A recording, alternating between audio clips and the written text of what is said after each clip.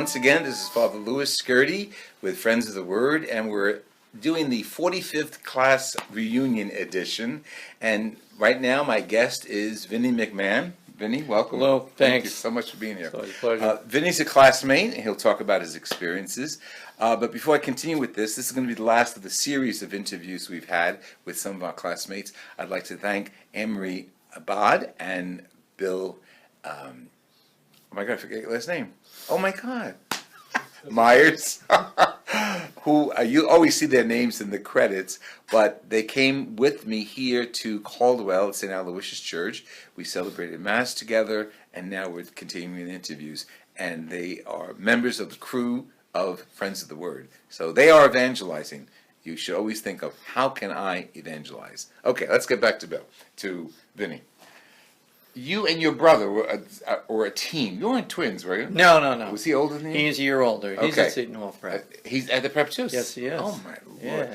I always think of the two of you as a team. Well, he's one of my heroes, so I'll take that as a compliment. It is. It is. What are you teaching?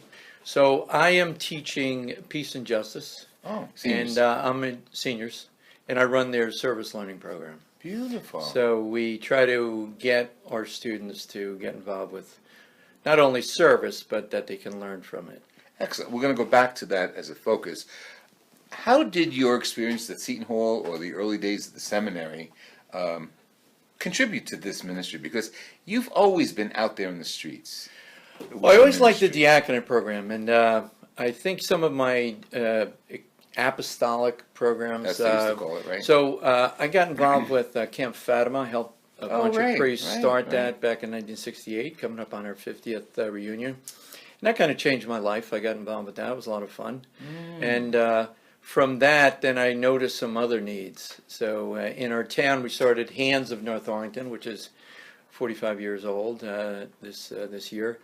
And then the problem was when kids got to be 21, they would graduate out of Camp Fatima, so there was nothing for them. And this was And these are developmentally disabled. These are developmentally delayed people, and so we started a camp called Camp New Day, that was sponsored by the Newark Archdiocese, and they still do, Catholic Charities. So we just celebrated our 35th year. And you've been involved it's all with volunteer, yeah. all of these. Yeah, it's been a lot of fun. Excellent. Yeah. Did your experience at Seton Hall or the seminary contribute to your interest, or was your interest there already in? Well, it was at Seton Hall that I met a couple of the priests that helped started Paul Vialli, especially. Oh yeah, the late Paul Vialli, and they kind of encouraged me to take it on the road, so to speak. So yeah, that was great. So it was those guys that were just trying to figure out different ways to help people.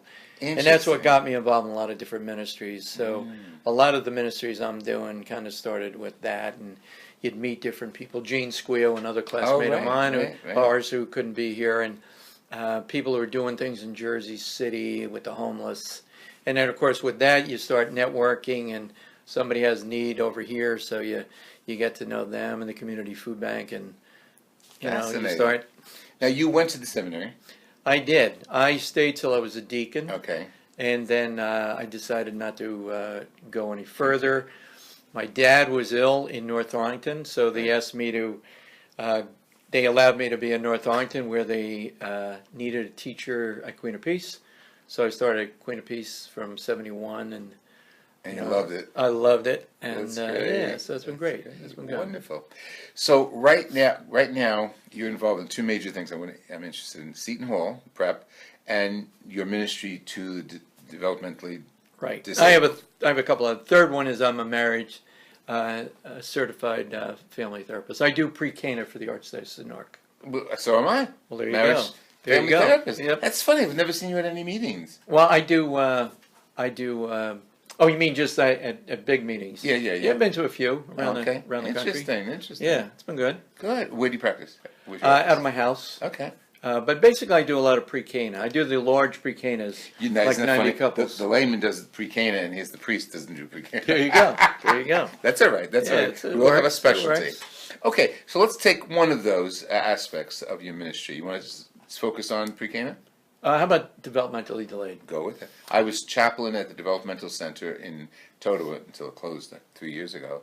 for 20 years. So I've been working with that population for a long time. So Camp Fatima taught me a couple things. Number one is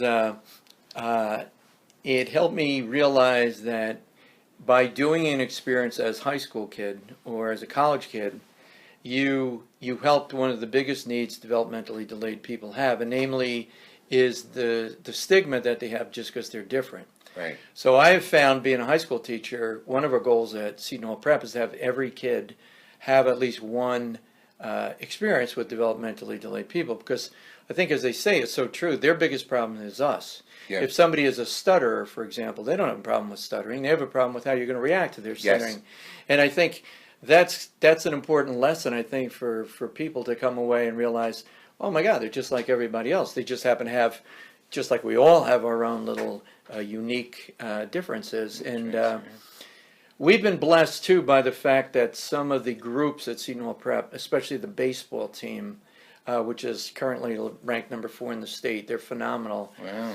They do so much service, and so they'll do a clinic with developmentally delayed people. They'll run a carnival. We had 150 developmentally delayed people. On the premises? On the premises. So the nice thing is that, it's in a comfort zone. So they're doing around baseball, and they're just hanging out. Our basketball team, which was ranked 3rd, kid's going to play for Notre Dame next year. All these kids just hanging out with developmentally delayed people. So it's been nice. That normalizes all of it, you know. Yeah.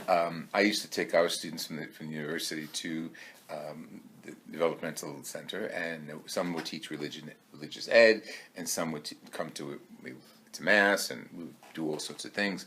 And one day, the project was to teach the Rosary to them. So we used to use crayons and pictures and so on and so forth. And Barbara, who was the student rep to the developmental center, said, Father Lou, she says, I need some help. What's that? I need pairs of rosaries for the class. So I said, okay, we have them. Gave her a bunch of rosaries. She says, now, do you have a script? I said, you mean how to say the rosary? Yeah. I said, oh, okay. I went on, gave her one, because I know they didn't read. I says, you don't remember how to say the rosary? She said, Father Lou, I'm Jewish. That's how our ministry was. And you must have that integration there, too. Oh, sure. It's not according to religious lines. Oh, no. It's faith that in people. Absolutely. Yeah. And that's wonderful. Yeah. What's one aspect of the joy that you get out of teaching? Because you've been in it since 71. Well, I particularly like high school age. I'm a big Eric Erickson fan. I like the idea that that this is when they choose their identity. Yes. And I think it's so key that part of their identities is that they can do service. Because I think the biggest thing kids need to learn is something we can't teach, and that's empathy. Yes. So to put them in a position where all of a sudden they realize that this really feels good, it's the right thing, it's a good thing, and I think that opens them up to their faith. You know, I think they start out with empathy and they say, well, you know what, that's what religion's all about, you know? And I think, I want to say backdoor kind of thing, but I think it's like, this is something they can relate to. Yeah. Love, service, empathy, and then all of a sudden says, oh my God, that's what Jesus is saying. So there you go. Beautiful. And of course, that is the Christian call to Absolutely. to be Jesus to one another. Amen, brother. Thank you so much Good for seeing joining you. us. All I right, appreciate thanks. it. Enjoy Thanks. the Thanks for luncheon. having me on. This is Father Louis Scurity with Vinnie McMahon, teacher now at Seton Hall Prep in West Orange, New Jersey, and a very highly athletically acclaimed school in a whole bunch of areas, right? Amen. All right. Let me hear from you, Father Louis Scurity at hotmail.com, and pass this on to your family and friends. God bless you, and thank you for joining us.